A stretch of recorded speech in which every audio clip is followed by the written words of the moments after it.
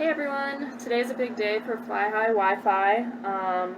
We are doing our first guest speaker and friend of Wi-Fi's to tell their story and view on mental health. Anthony Purnell. Hello, everybody. How you doing? So Anthony, why don't you tell us a little bit about your background, and then throughout that you can talk about how your mental health is affected and how you handled it throughout life. And then since you were a friend of, or are a friend of Yes. Tyler, tell us about how your story with him and the impact that he's made on you. Okay. So let's dive into it. We're gonna start. We'll start from super young. I was adopted at the age of birth, um, and then put in foster care. Then adopted at the age of 2. So in and out of the system, families. After 2, you then go into your childhood years.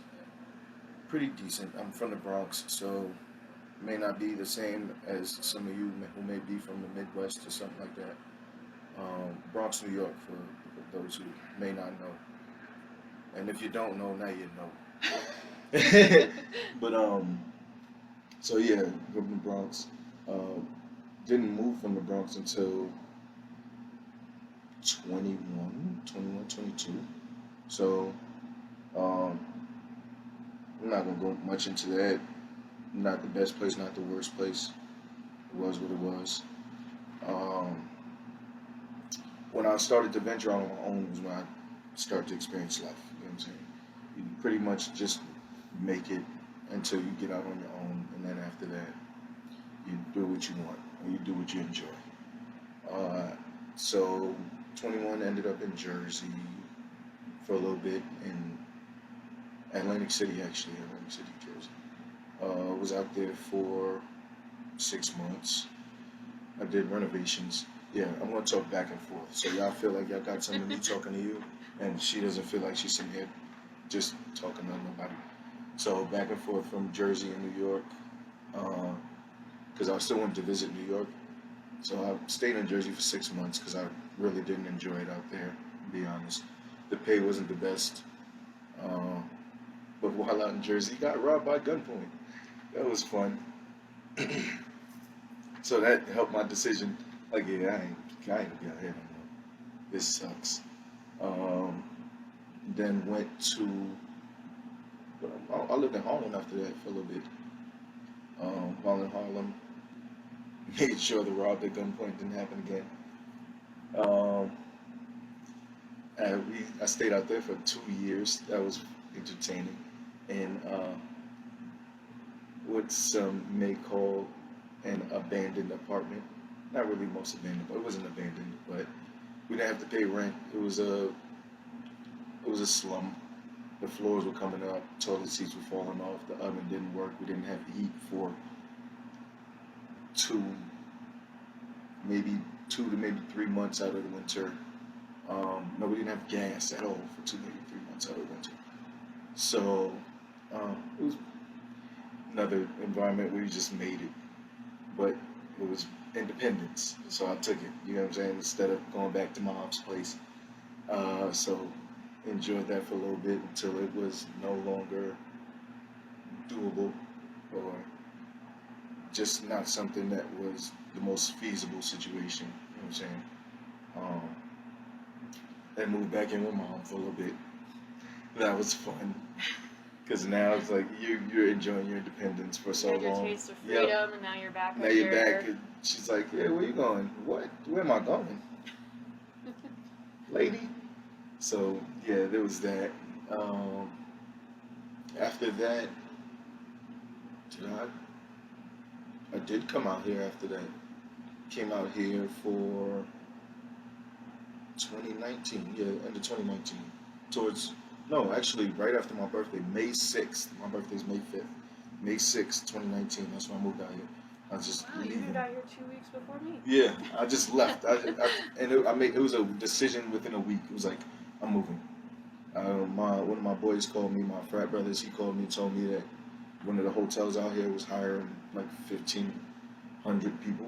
So I was like, all right. I needed a job at the time because I was supplementing income with other means. So yeah, I came out here, got that job. We enjoyed it for a little bit. We're into the room in another subpar living circumstance, and this is where I met Wi-Fi. He met me when I was living there, and he straight dropped me off home one day. He was like, "Dude, you living in the ghetto?"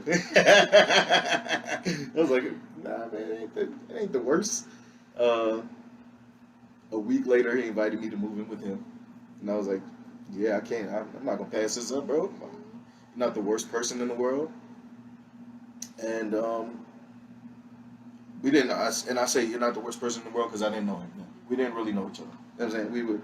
I knew him for maybe a month at that point. So I was like, hey, you don't seem like a serial killer at that. You get what I'm saying? So okay, I'll do it. As we know, I don't make the best choices when it comes to living arrangements. So I was like, this couldn't be the worst decision, and ended up being one of the best decisions I made. So moved in with him.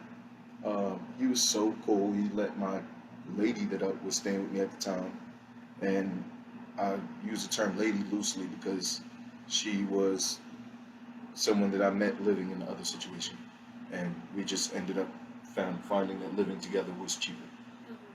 So we stayed together, and he allowed her to move in, um, allowed me to even make her a key into his place. You know what I'm saying? So yeah, so remember this is his place, and him and his, if you don't mind, at the time, his fiance at the time, they had a place together, and you could tell at that time you could tell that this wasn't gonna last long. He was spending as much time out the house as possible, and I'm not I'm not ragging on her or nothing. It just they both were at getting to a point where he was going a different path in life, and she wasn't very accepting of it. So he chose that path in life, um, and I don't blame him for it. I commend him for it because a lot of people will alter their decision making because of the person they're with. You know what I'm saying? And then later on regret it, and then that affects the relationship. So he made the decision early. He said, "All right, listen, this ain't gonna work." They both agreed. Didn't work. He moved out. I didn't know who he was staying with at the time, but he moved out and left a few things behind. But I stayed there for a few more months, and then got out on my own. Me and my brothers, we got a place. But then to find out that he was staying with you. Yeah, that's me. Yes, and not to, I'm going to say this, people, not to say she interfered in the relationship at all. I'm telling you, they weren't compatible anymore. Him and the person that he was with were not compatible anymore, and it was apparent. I'm telling you because I was behind the closed doors. They were also separated. They were for a while. Full disclosure, Yes, they were separated. they were separated at the time. There was no engagement at that time when they were together.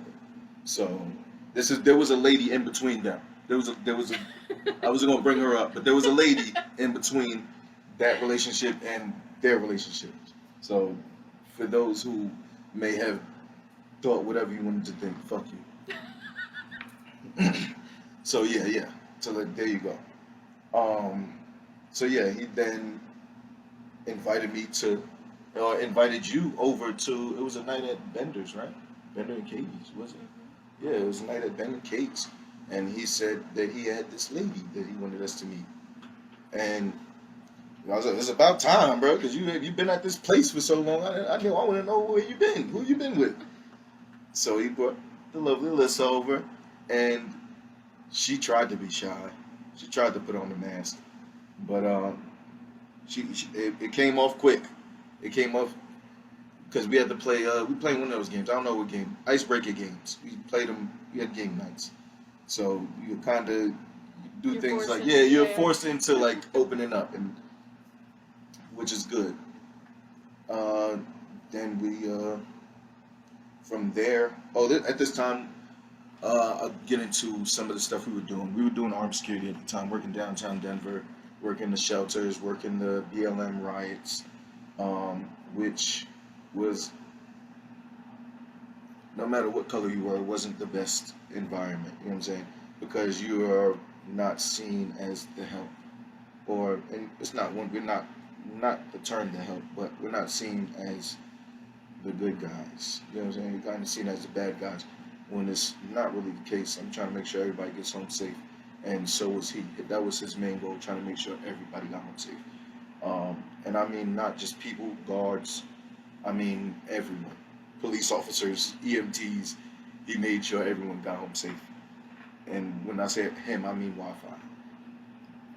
So we worked together doing that. We worked. He was our supervisor, actually. He, numerous times did he keep us out of trouble, either keep us out of trouble or save our lives, and risk his own life or his own ass at the same time. Um, and that continued for we did that job for almost we worked there for almost 2 years, like a year and a half, until they. I'm gonna be honest. They used him as a scapegoat. There was a lot of stuff that went on during the riots that weren't commended. People may have not appreciated, but at the end of the day, like I said, he made sure people went home, and he made sure, for the most part, everybody survived. And I'd like to say he made sure we survived unscathed. You know what I'm saying? Ain't nobody missing anything. Nobody had any holes that weren't God given. You know what I'm saying? We didn't. Nobody put any holes in us. Um, and sometimes at the risk of it, his or whoever's sanity. You know what I'm saying? It may not have been the easiest thing to go home with some of that on you, but he made it happen.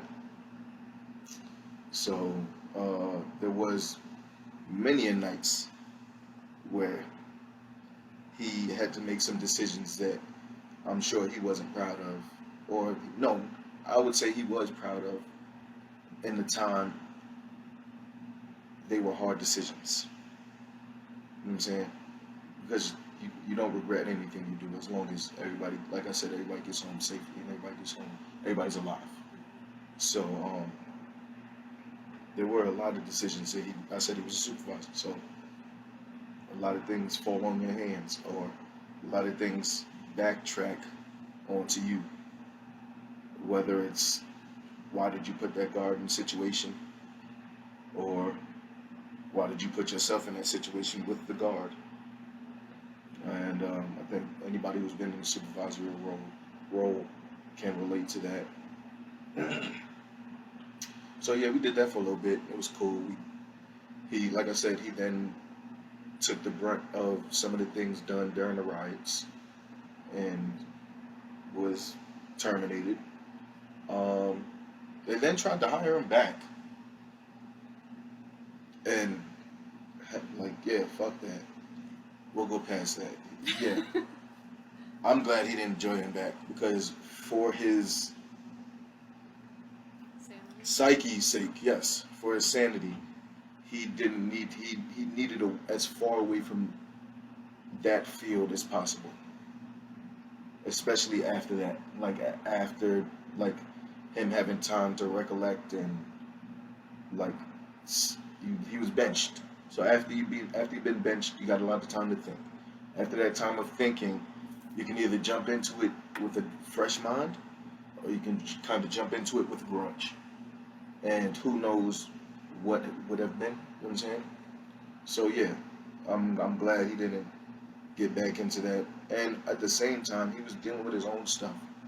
And it's kind of hard to deal with your own stuff and deal with others who are dealing with their own stuff and try to help them through their stuff.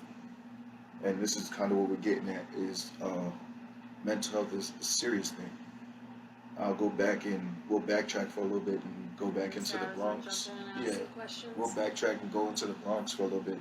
From the age of, I want to say 9 to maybe the age of, no, we'll go younger. I think it was maybe a little younger, maybe 7. Age of 7 to the age of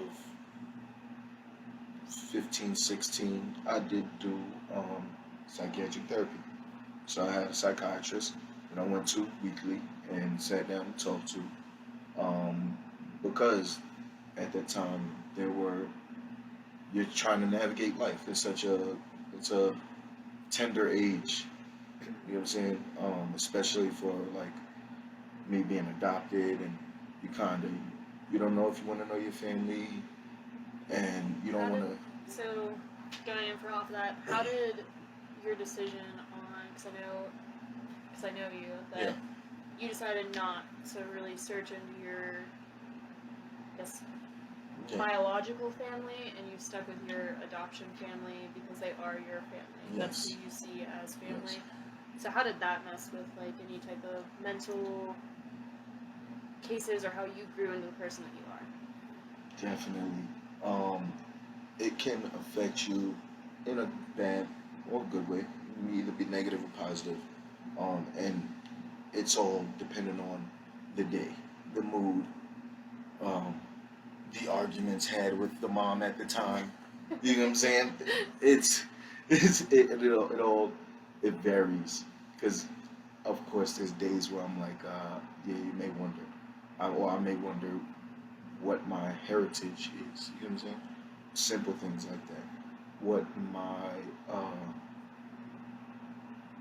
when you're dating, you don't want to you want to date somebody who may be really your blood family, Yeah, and I never thought of that. find that out later. You know what I'm saying? So you kind of don't date too close to home. Um, but then again, you don't know where too close to home is, So so you don't. But so yeah, you think about it at times, but then at times you're like, listen, these individuals who I've been raised by and have been around 98% of my life, they did the best they could, and that's that's everything to me. You know what I'm saying? I cherish that. I cherish people investing time more than anything. You know what I'm saying? I don't I don't really care about like our blood DNA relation. I'm more about like people who we have a bond. We've connected, we've grown, we've cried, laughed, um, been sad, been happy, mad, argued, disagreed, you know what I'm saying, everything. Where it's like we've had every where I feel like I can we can do life together. I'll use the you term. can get through We it. can get through anything together, you know what I'm saying? Regardless if it's I'm going through something or you're going through something, or if my mom did adopted me is having a bad day, you know what I'm saying? Which I don't call her my mom that adopted me, I call her mom. You know what I'm saying? She's your mom. She's my mom. So whether she's having a bad day and maybe she doesn't know how to express it, so you feel like she's taking it out on you, and then you're like, well, I wonder if my real mom would do this. You don't know. You don't know. You always gotta think. There's a reason why your real mom's not around. It may have been because she was going through her own stuff. Uh, One thought that I always think is, what if she wasn't alive long after? So what if she cancer, whatever, God forbid, you know what I'm saying? Various things where it's made me a person that looks at all aspects of things. I mean, you can correct me if I'm wrong. It kind of sounds like you're going into the idea of ignorance is bliss. Yes, in a way, ignorance is bliss because some things that you search for, you rather not find. So not to be funny, but I could have looked them up, and it could have been drug addicts. You know what I'm saying? Now I'm like, hey, mom, dad, and they're like, son, and now I gotta like deal with this on my conscience. You know what I'm saying? Like thinking about them at night. Whereas like I don't think about them at night now, but if I did meet them and found out they were going through some type of hardship in life or struggle, now Now that's it's another there, it's burden like- on me. You get what I'm saying? Because an unforeseen, unwanted burden. You know what I'm saying? Because it's not something that you really want to take on, but it's something that is more forced on you because now you feel some type of, and it sounds weird to say, but you feel like you owe them in some type of way because you find out they're related to you when they didn't really do anything for you, but make you. So I guess that's one of my fears Yeah. is meeting them or because I did find out, like, my mom told me like I'm a junior, so it would be Anthony Phillip Jr. or Anthony Phillip Sr. would be my father's name. But yeah, finding things out like that, like if I met them and found out, or if I met them and found out they were doing good, you know what I'm saying? Do you now like try to commingle Like your what you're, families? You know what I'm saying? yeah, try Do you to, try to like I found out my parents are like rich. Mom, you should come with me and we could go live with my real parents. You know what I'm saying? Like or like so there's that. You know what I'm saying? And that's the other side of the spectrum where it's like they could be super successful and and then also then it stems like why, and then you feel a grudge. hmm If you're super successful, what was the reason behind it? And were you pursuing a career at the time? and that's, Were you and do you feel it was okay? And when did you feel was the point you were gonna look or search?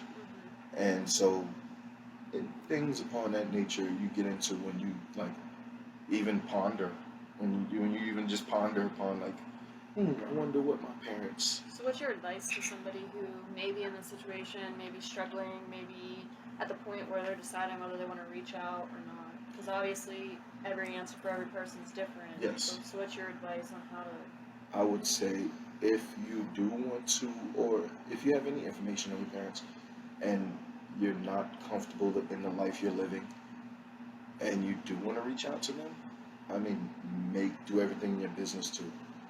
But if you are truly comfortable in the life you live and the family you have and the people around you, um, take your time. The day will come, and then some will say maybe, what if it's too late? What if I take my time and it's too late? Um, everything happens for a reason. You know what I'm saying? There is no such thing as too late. There's right on time. So if you didn't meet them or you didn't see them, it was for a reason, and you may not know that reason. If it was too late, what if you did meet them and you found out they had cancer? Is that too late? You know what I'm saying? What is too late? So, and that's why I say there is no too late, because if you find out about your parents and you find out the information about them, and you find out they're deceased, go and look for whoever else is connected to them. Look for the rest of your family. Do a deeper dive, and hopefully you find some of the answers you're looking for. They got so many things out there where you can start 23andMe and Yeah. all those DNA tests where you can just like plug hair or do blood and stuff like that. So it's way easier than back in the day when you had to hire a private investigator. Gotta go find them. Yeah, This is exactly. their Like this was name, their or this is last what I known think. location. Yeah. Yeah, they last lived in this state. Now you can go all the way back to your ancestors. So if you truly want to find out, go for it. But I recommend you wait until you're at a comfortable place in life. And I mean not comfortable as in financially comfortable, not comfortable as in I mean yes, a mentally comfortable place in life. Like you have prepared Both ends of the and spectrum we talked about. and trained and because best believe that's what I'm doing. So but please I recommend that you prepare yourself for whatever outcome, because the last thing you want to do is invest time and feel any kind of letdown or regret or um, uncertainty of the reasoning behind why you looked for them. You know what I'm saying? Because that can then weigh on you. You can, if you find them and find out they have 10 kids, 10 more, you have 10 more siblings now. Do you now have to celebrate Christmas with 10 more individuals, and just they like things like that go into it. So, and that's why I say like prepare yourself. Think about all aspects of it. Think about like whether I don't know. There's so many different outcomes. So prepare yourself for whatever outcome, and yeah, mentally. I don't mean Christmas. You got to buy 10 presents. I mean like there's 10 more emotions attached if you have 10 more siblings. You know what I'm saying? You now have to watch out for if you have 5 little sisters. You now have to make sure everything's going well with them. You know what I'm saying? I don't know about maybe not for some of you, but I would feel that way if I found my family and found out I had now more brothers and sisters. It would be a burden, and I don't mean that in a bad way, but it would be something that would then put a halt on my life. So you'd have an instant connection. Yeah. You'd have an instant. Yeah, and it would then put a halt on my life, and I feel like maybe now I gotta move to this state to build a bond with them. You know what I'm saying? Because like I said, it's about bonds. So I'm going to move a little bit further into Yeah. the background that you gave us. So you had said you had left, you tried to make it on your own, you went back, and then you left again. I know a big stigma in today's age is like a stigma on men being able to take care of themselves, not showing their emotion. How did that, like, I guess, affect your ego and your mental health to finally give in and say, I do need to go back home, I do need to go back to my parents? Yes. It can. I say and I can only speak for men. I can't speak for females. I can only speak for the male gender. Is putting that ego aside and humbling yourself, and that I would tell you not just for that moment in life, but for many moments in life. Um, it is something that's required as a man. Is putting that ego not to the back burner, but maybe to that middle burner. You know what I'm saying? And just being open to listening and or experiencing. So, and I say listening because in many situations as a man,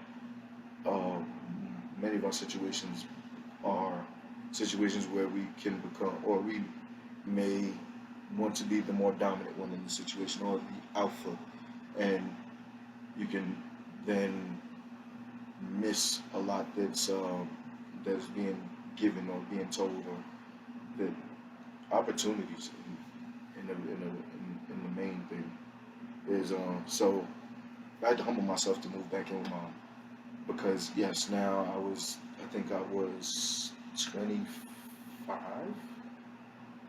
Yeah, I was 25 at the time. So yeah, we'll say 25, whatever. I don't know. I'm not about to sit here and do math.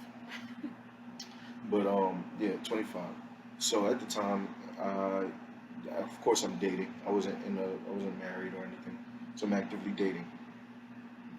You don't got your own place. Of course, it's a sex life. We're not gonna play dumb here. Um, and I was really open with my mom about that. She knew about my sex life. She knew about um, I indulge in marijuana. She knew about that. So it was a little more easy. It was an easier transition When you were, when I was because I already had some independence and I was able to sit down. Like I'd already been living on my own. Came back home, visit mom a few times. Sit down on the couch. You know what I'm saying, tell her what's going on in life. And for the most part, I've been pretty open with my mom. So like, and I think that's what's helped us develop the bond we have. Is uh, I I tell her the simple things. You know what I'm saying, and that made it easier to express the big things. You know what I mean? Telling little things like I don't know. I hooked up with this girl in the staircase. You know what I'm saying? Simple things like, where were you? Hooking up with this girl in the staircase. Sorry, but yeah, and simple things like that help it for like the nights when you. It was a night where I called from jail. Made it a little easier for nights like that where I'm like, she knew this is what I'm telling you. I'm telling you this is what happened. This is what happened. There was no question like, I don't believe you. Like, no, mom, listen, you know, I'm gonna be bluntly honest with you. So if I'm telling you this is what happened, this is what happened. So, um, yeah, humbling myself and being honest, being open, and sometimes being just having conversations. Those days when, because you gotta remember you're not living with your parents as an adult, so you're running and gunning. You're working, living life, going out, entertaining friends, blah blah blah blah. You still have to remember to take time, sit down with mom, and have a talk with her. I don't care if it's sit down and have a glass or whatever. You know what I'm saying? Sit down, have a drink. Sit down, watch a TV show. She like watching like Family Feud and stuff like that. So sit down and we'll watch stuff like that. Sit down 30 minutes to an hour. That eased moving in with mom and dad as an adult. Or because I'm telling you, mom and dad, my dad lives in a whole nother. He got his own place, so he never lived with us, but he always came to visit. So I didn't have to worry about living with him, and he eventually got to a point where like he was getting pretty old, so we didn't want him to drive over to us anymore. My dad now is probably like 85, 86. He's close to 90. So at the time, you know what I'm saying? You know what I'm saying? At the time, we were like, you're 75, dude, just go relax. Yeah, go relax. You don't need to, you know what I'm saying? 75, you're 80, go sit down. You don't need to be driving right now. We're not worried about that. So that's why you won't hear me mention him a lot, but he went to graduations. He was there. You know what I'm saying? He definitely was there. He got me into baseball, chess. He taught me how to bowl, taught me how to play pool, things like that. But mom was the person I lived with, so you'll hear me reference her. But yeah, so I'll get back to spending an hour or a half hour every day will ease a lot of that tension that some may face as far as moving back in with mom or dad. You feel like you're less of a person. Take some type of like self-awareness. Yeah, you know, it takes. like, Yeah, just know your it's point temporary. of- It's temporary. The only time you should be beating yourself up is if you feel like, yeah, this is home. Yeah, I'm gonna live here for the rest of my life, and when they die, I'm gonna take on this place. Unless it's a house that you own, property that you own. I don't know. I'm not gonna speak for you guys because others' family situations may be different. You may be living in a 6-bedroom apartment or 6-bedroom house. We lived in a 3-bedroom apartment, 3-bedroom, 2-bath. It wasn't the worst, but it was me, my mom, her sister, and my little brother. So already too many people for a 3-bedroom. You know what I'm saying? For my mom and aunt, they had their own room. Then I gotta live with my little brother. Nah, my mom was nice and she actually took the living room and I took her bedroom. But yeah, she was awesome for that. So there's a lot to say about Ann Purnell is her name. She's a scholar. Yeah, she is a scholar.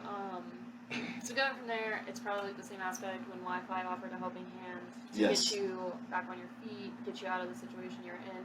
Was that like I a felt humbling? that. I felt that moment was definitely.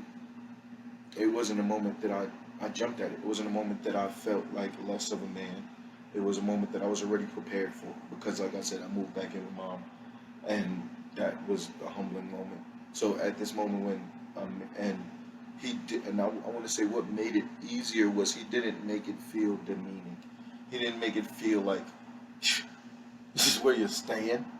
Like no, he like bro, yo, you living in some unsafe shit. There's better things out there. I got a room that I just got games and stuff in, dude. Is his room.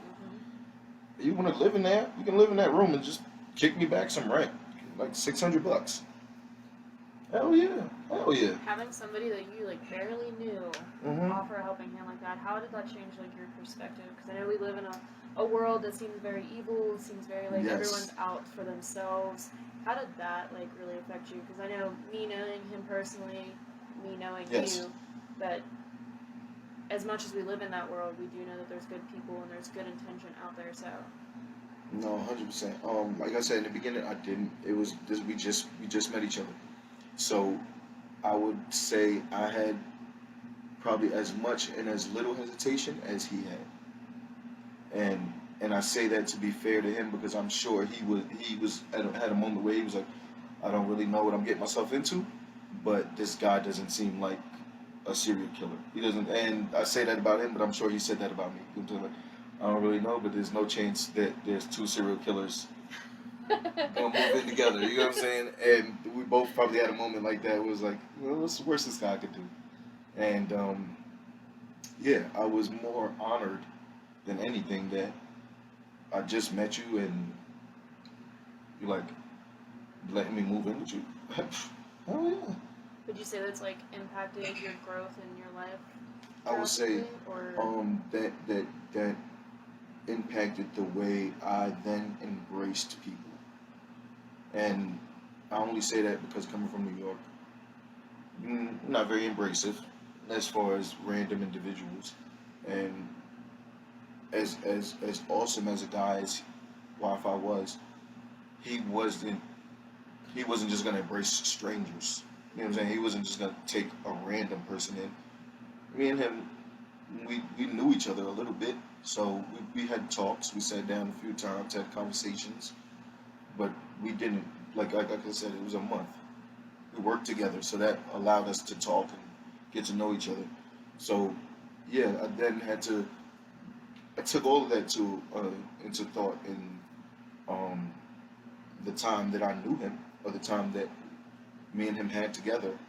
Um, I want to say I learned a lot from him because he was one who he could come off selfish. He could come off 100% selfish, but if you knew him, you knew he wasn't. You know what I'm saying? And it's just kind of like his party outfit.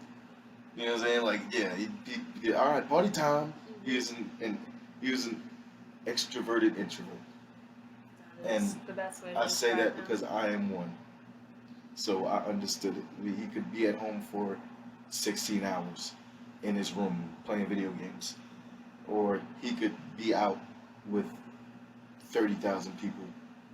You know what I'm saying? And fully be like engulfed in it, not just be like a fish in the pond, but literally just be out there mingling, like and be in his environment, and Living fully for the moment. yeah, living fully for the moment, literally, and then go back home and be quiet again. I'd be like, dude, how do you do it? But so yeah, I did learn that from him, and in a way, you you you see a lot of yourself in some of the things that he does and how he navigates through life, and it gives you the courage to navigate through it because you're like, oh, all right, well, he's not like rocking it, but like he's doing he's it. crushing it, like he's doing it, he's out here doing it, and like fully doing it, not just like I said, not just in the crowd, but like talking to people, like you know what I'm saying, like He's the yeah, and then the crowd forms around him, you know what I'm saying, and for whatever reason, he wouldn't know why the crowd would form around him, but he wanted the crowd around him. You know what I'm saying? And you understand what I'm saying because you get it. Like he would, he would be, he was the most. Uh,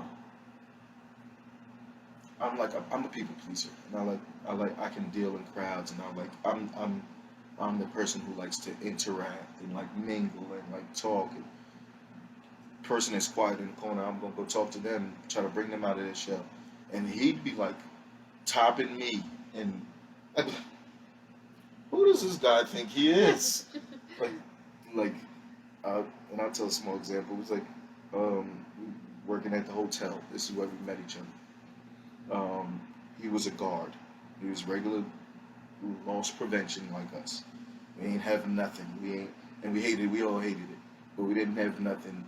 And I say, well, we weren't allowed to carry anything. That's what I'll say because I ain't gonna say we didn't have nothing, but we weren't allowed to carry anything. We're dealing with ICE, so at this time we're dealing with maybe groups of 10 to 12,000 people, and we're getting medicals on top of medicals and medicals.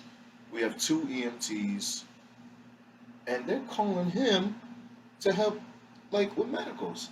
And I'm like, this guy's not even hired as EMT, but he was so well versed and like so well rounded that he qualified as an EMT. He just they didn't have the position for him, so when it got bad enough, they called him. And there was a day like he was brought on stage at somebody's convention because he saved their daughter's life, and like they They commended him, gave him accolades, and he's a damn employee. Like we all wanted to hate on him for it because we want accolades like that for stuff we do, but he earned it. You know what I'm saying? We get out there and start doing better for the rest of us, I guess.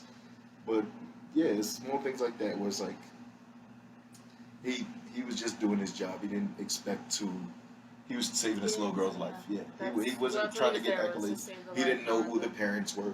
He didn't know that these parents were like running this conference of 5,000 people, but he kicked it into gear. It was a call. It was a medical.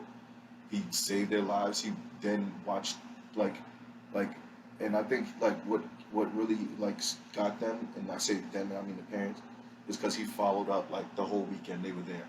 Like any shift he worked, and he rarely did he not work a shift, and That's true. yeah, for all legal reasons, I'm not gonna go into it, but we'll just say he pretty much did 24-hour watch, like or follow-ups on that child for the rest of that weekend, and they loved it, and like got like he got many things like he everything he got he deserved because he did earn it, and he went above and beyond, and I don't want to say for no reason because that's a terrible term to use, but he went above and beyond because that was just what that was who he was. You know what I'm saying? And that was the only way he knew to like kind of live life was to serve, literally That's to serve. so based on like your childhood growing up, in the situation with Wi-Fi, knowing that his dream was to help people, hence why Yes. we're here is to grow and help people, probably not in the same way as he would have, but in very similar ways. We're gonna try. What is your like biggest advice and take on mental health or suicide awareness, whatever? Mental health, it starts with mental health because as you let that diminish, that then you then feed into your um, suicidal thoughts, I would say. Um, but the biggest thing is talk. Don't feel like no one can relate. Don't feel like you're alone. Don't feel like no one wants to listen. Um, if you call somebody, if you know they'll answer the phone, call them and tell them. And also be receptive of help, and don't feel like you're crazy. Don't feel like you're alone. Don't feel like you're the only one that is it's happening to. Um, I'm not going to tell you, I don't know statistics, but look it up. There's tons of like like mental rehabilitation places. There's tons of them. Like there's it's a big business. I'm telling you, and for a reason because it's a serious issue. So please, don't think there's no space for you, and don't feel like you don't need. There's nothing wrong with M1 holds. There's nothing wrong with them. Sometimes you got to be watched. Sometimes people need to watch you. So embrace it, allow it. If you feel like you are getting to a point where you feel alone, reach out to this hotline. Reach out to Iron Wi-Fi, Fly High Wi-Fi. I'm saying Iron Wi-Fi because I think that was his name too. Fly High Wi-Fi, yes. So reach out and somebody will pick up. Trust me, there'll be a phone number, email, something. If you feel like if maybe you don't want to reach out to us, I don't know. Don't be afraid to call 911 on yourself. People do it. People call 911 on themselves all the time, and they will probably get to you quicker than anybody else can. So, and even if I don't know, I don't know if you want to hear this part. Probably don't. Even if you're still going to do it, call 911. So at least you have a chance. You know what I'm saying? If you feel like maybe they can't talk you down, maybe they'll get there. And some people don't want them to get there. I get that. But I encourage everybody before it's too late, just reach out. You never know who's willing to listen. Shit, somebody may move in with your ass. So, yeah, there's that. Fly High Wi-Fi. Everybody take care. So thanks for joining us today. I do want to close with a quote from Rumi. It says, "Yesterday I was clever, so I wanted to change the world. Today I'm wise, so I'm changing myself." Any change, any big change you want to make in the world starts with you. You can't pour from an empty cup, so help yourself so you can help others.